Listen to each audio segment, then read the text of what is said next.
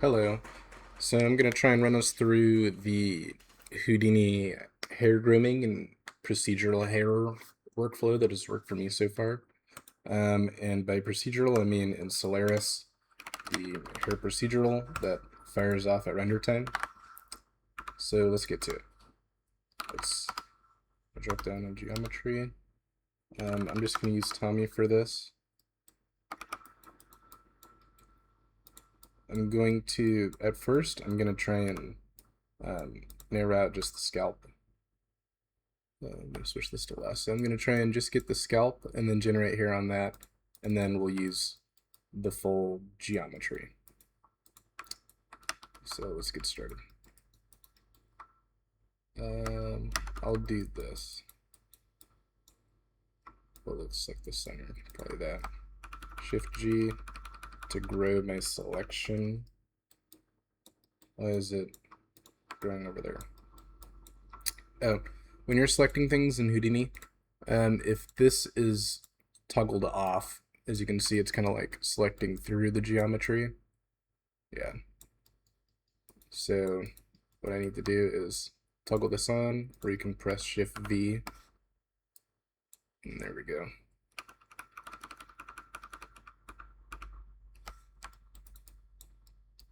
That should be good. Yeah, there we go. I'll do that. And try and just get a basic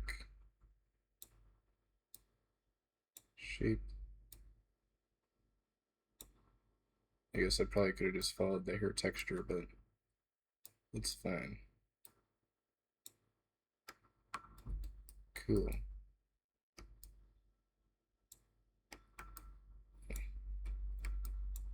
Oh well.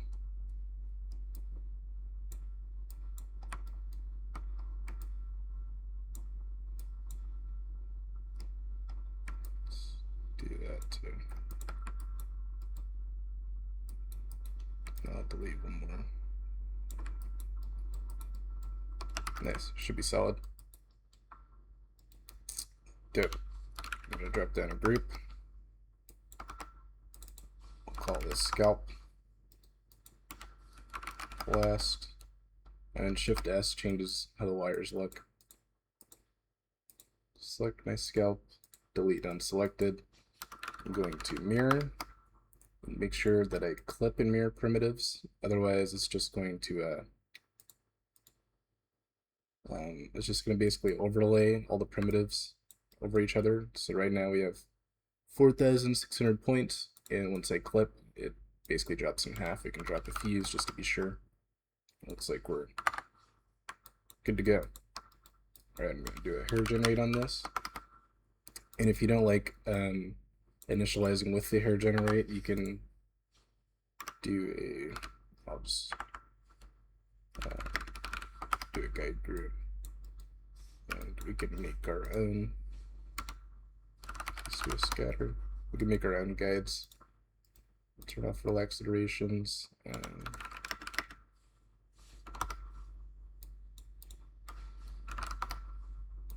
I'll do a line.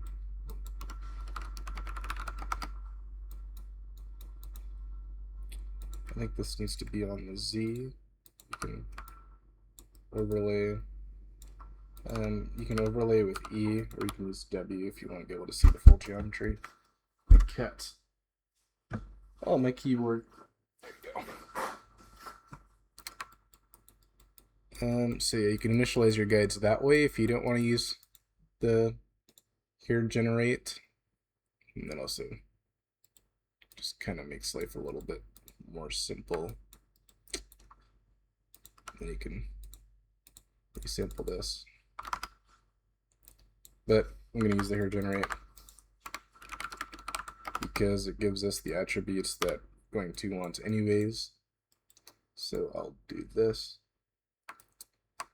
Density, we'll just do total count. Jeez, why is this?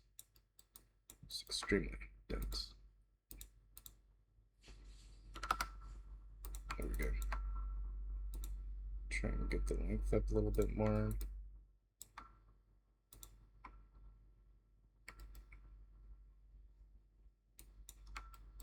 It should be fine.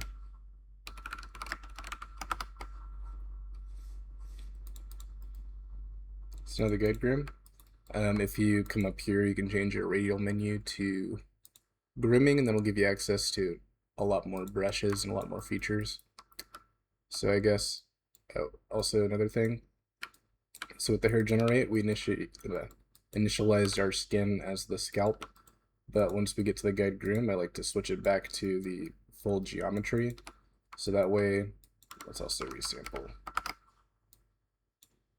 Turn on the curve view, switch this to 60, just so it's pretty high res. So that way, when I'll clear to refresh it, live simulate, we'll get collisions with the full geometry. We can template over this just to see.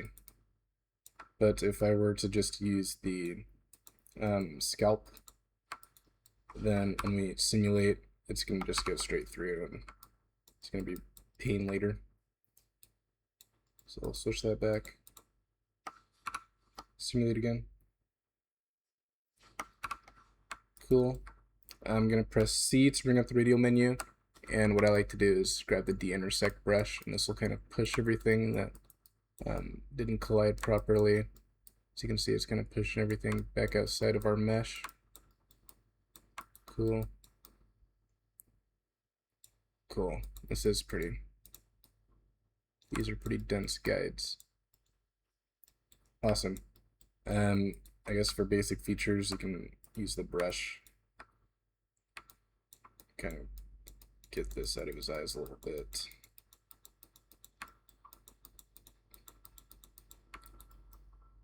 We can clump. I don't really like using the clump brush. The sculpting brush is pretty good. I'll just de-intersect again to make sure that we're not going through our geometry. Cool. Guide process and the hair clump are mainly what I use the most. So I'll drop down a guide process smooth. Nice.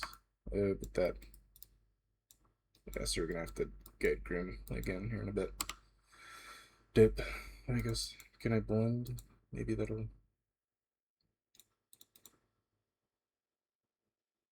turn it back a little bit. That's fine. Hair clump is where you get your curling and stuff like that. Turn this up a little bit.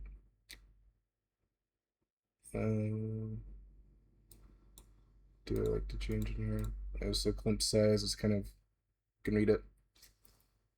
Creates clumps of this size when no clump curves are provided. Uses a set of curves from the first input that are spaced such that clumps have roughly this size. Also just kind of takes the it kind of grabs the radius of your curves and decides how big each clump is going to be. So if I add curling, it looks crazy right now, but just the process.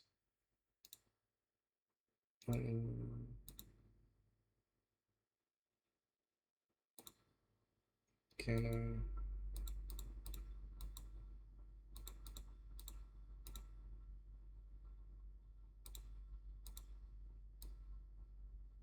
There we go.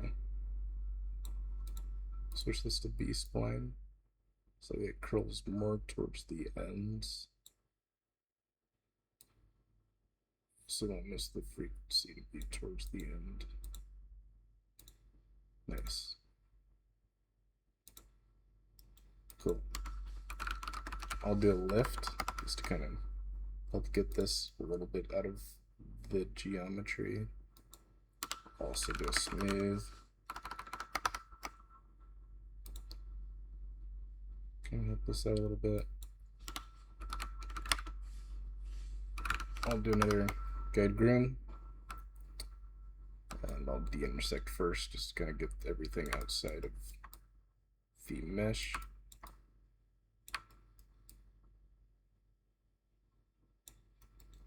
I guess going back to this. Yeah, I'm gonna go back to this. I'm gonna have this lift more towards the outside of the hair. I'll clear this so it refreshes, and then I'll come back through and de-intersect. So that way everything is absolutely outside of our mesh. And this will fix this here in a bit.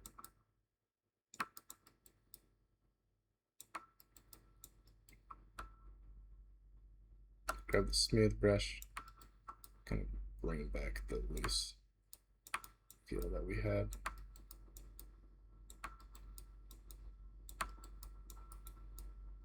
Oops. Nice. I'm going to go back, press W over Tommy just so we can see it a little better. Go back to our guide groom. Still in the de-intersect brush. And I'm also going to, we'll do a cut.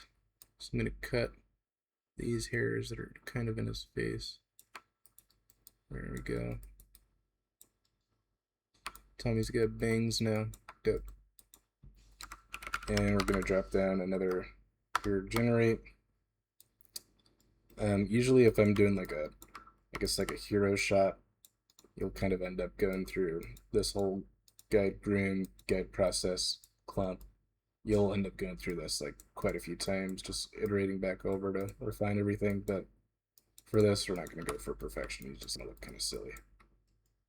So here, generate, we're just going to use this to absolutely make sure that we have the attributes we need. And we're also going to update it with our full mesh. So we're going to grab the skin, our guides, that's all we need. So since we have the full mesh as our skin now, let me make sure I'm recording. Yep.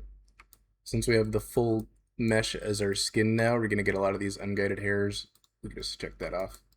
And it'll kind of focus around back where we're actually playing ball at. I'm going to bring this up to 25,000. Nice. We are getting a lot of hair that's starting to generate where we don't want it to. We can either bring down this influence radius, which will kind of help, and we can also click over here, fit, no, skin attribute, and it'll create this influence radius attribute. When we click this, it'll allow us to paint. So I'll zoom back out. I'm gonna control click to paint everywhere that I don't want hair to grow. Most importantly, since we already kind of set up don't grow unguided hairs, I'm gonna put it around his face to make sure that hair grows basically just where hair should grow. So the red area is going to be where the hair generate decides that hair can grow, as far as there's a guide pretty close to it, and the purple area is going to be where hair cannot grow. Cool, so we'll just go back over, get like his ear and stuff. So you can see it's kind of culling all these strands already.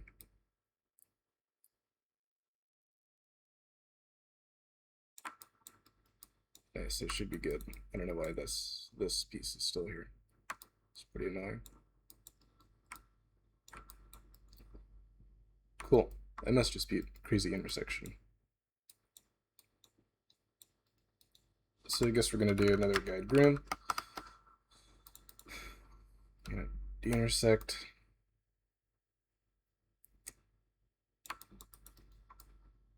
There we go. And we could just Alt Y J, nope, Y. Oops, skin, guides, unguided hair. Spin it again. So annoying. Can I even paint this anymore? Yep. I'm just gonna, can I even decrease this that much more? Well, that helped a little bit. Cool. So we'll work with that. we're going to go over to this primitive attributes. This is probably the most important piece of the entire thing.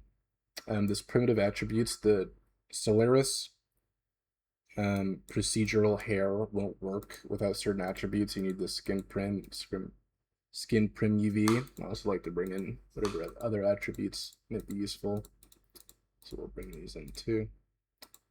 And we'll bring that in. Cool.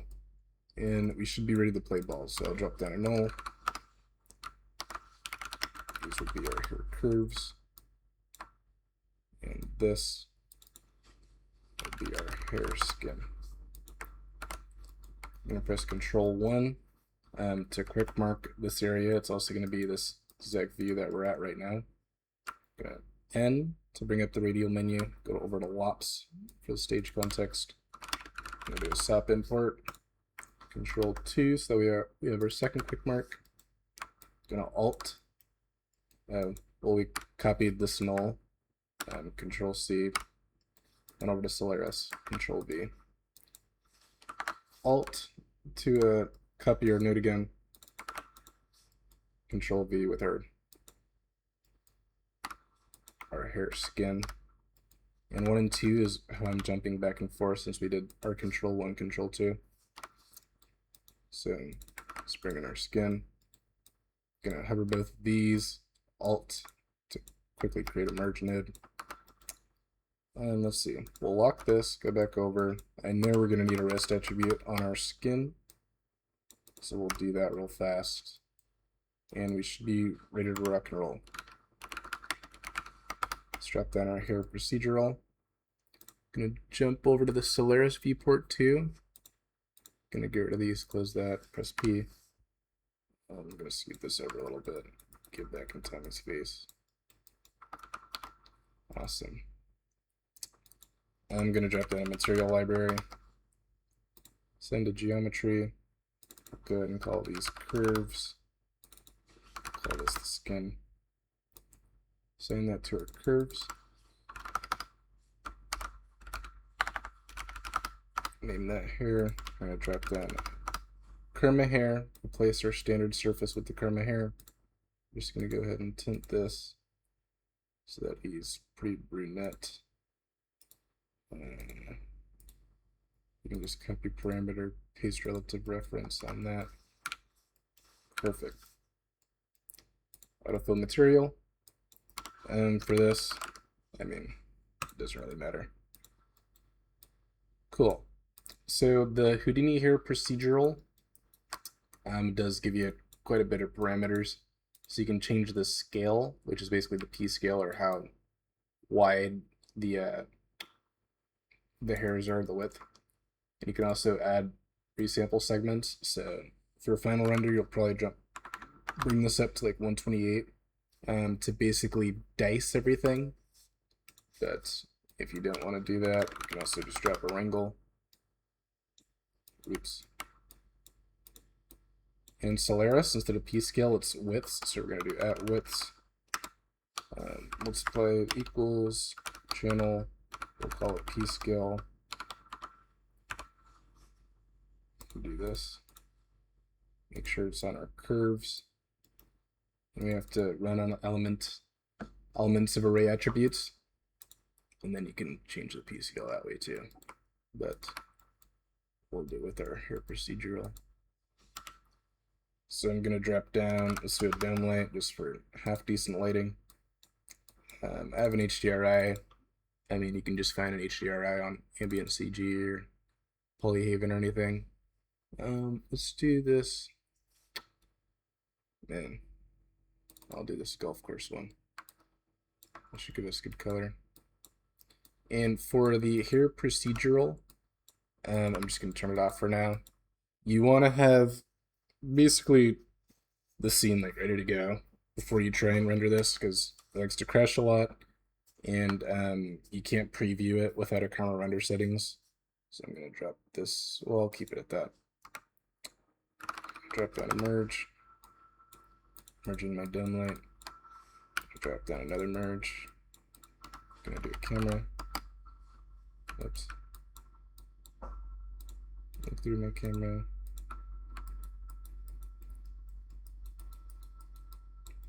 Bring it nice and close. Perfect. And we're gonna do Karma. And I guess I'm also, just so this is a little easier to see, I'm gonna do a SAP create. I'm gonna make a grid. Enter. Make it nice and white. Perfect.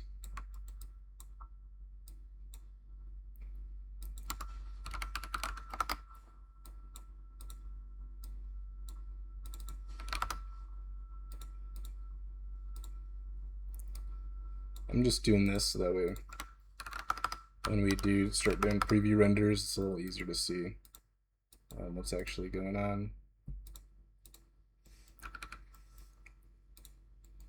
Cool. Oh, whoops. I accidentally forgot to walk back out of the camera. Cool. So now if I drop down a Houdini preview procedural, let's make sure we save. Yep. Overwrite. Don't care. Because this node likes to crash. So make sure as soon as you bring in this preview procedural that you are pressing save a lot because it will crash. Let's see. I mean, this should be fine. Cool. So let's do Karma CPU. Likes to crash less. Awesome. It looks like we're basically in business. Oh, whoops. No, we're not. We gotta turn it on. We gotta look through the procedural. Yeah, see, it's like already not working. Am I missing anything? Nope.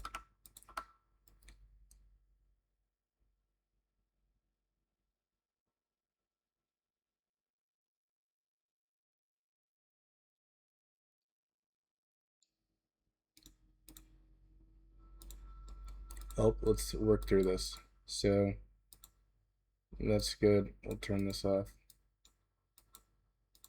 Maybe we can. Well, no, it has all the attributes it needs, right? Oh, we didn't actually add our. So we have to add our guide curves, our skin primitives. There we go. Now we should be rocking and rolling. Awesome. I'll go ahead and decrease this influence radius. I'll just 0.005. It's a little too low.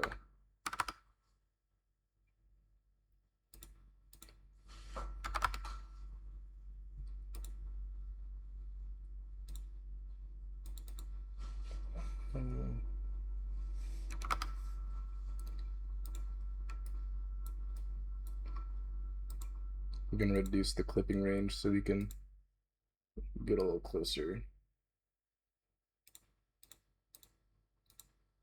I'm using Chroma CPU because for me GPU just happens to crash a little bit more often. So let's see if I can. Nope.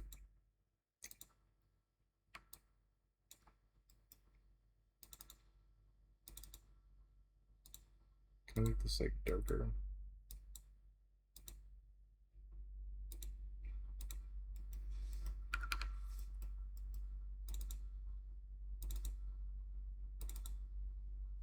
We are up and running. Let's see if we can refine this a little bit.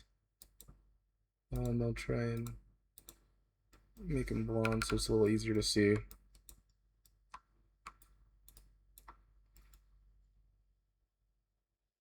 Yeah, it's just going to take so long. Alright, well, if we're able to get XPU working, that'd be so much faster. So let's see. I'm going to bring up the guides, bring up render stats to make sure that I'm going to switch this to XPU. My GPU is actually running. I'll just leave that at that. Let's see. Cross your fingers. Nice. Awesome. So this is the Houdini LOPS here procedural. Man, that's a tough word to say it consistently. Another thing you're going to want to do is use these resample segments. For me, the resampling at least just makes a little bit more sense than the. You can also do a. We may not be able to. You could do a render geometry settings. I'm gonna go ahead and turn this off just because it likes to crash. Dicing. And then you could do a dicing minimum, dicing maximum. But I'd prefer to use the resampling. This also works on animated meshes. It'll try and evaluate each frame, but this is static, so we can turn that off.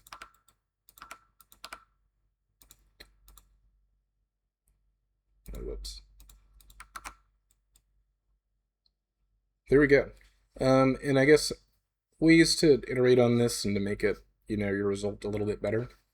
If you go back, we used how many guides? 25,000 at the end. We really realistically worked with 10,000 on our density. If you, even just brought this up, this is usable, but the more guides you have, the better time this is going to have interpolating what's actually going on. So I think I would probably work around 25,000 if your PC can handle it. That would be much better results. But yeah, that's it. That's how you use Houdini hair procedural. The main thing I would focus on is it's pretty common that you'll get an error for either the karma hair. What happens to me is usually if I end up like deleting this or something, I don't know, you'll just get like weird problems with the materials, or if you don't have this rest attribute, and you don't have these skin prim and skin prim UV and the primitive attributes, then this will fail. This will fail 1000%. So I would just be on the lookout for those. But oh yeah, see, it crashed. Awesome. Yeah, so if that was helpful, let me know what else I could cover.